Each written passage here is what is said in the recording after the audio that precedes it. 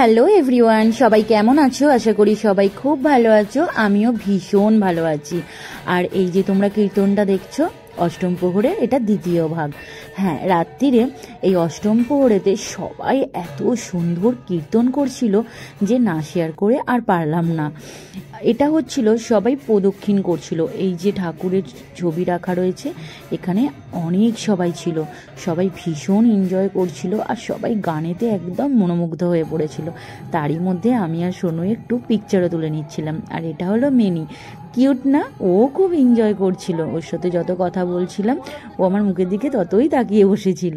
আর তারপর কি আমরা ডিনারে চলে এলাম। এখানে দিয়ে দিয়েছিল গরম গরম ভাত, তার সাথে ডাল, ঝুড়ো আলু ভাজা, আর ছিল বাটার পনির। হেভি টেস্ট ছিল, ভীষণ ভালো লাগলো খেয়ে। খাবারটা তো এনজয় করলাম, তার সাথে ঠাকুরের নাম গানও এনজয় করলাম, আর রাতটা ভীষণ ভালো কাটলো। বাই।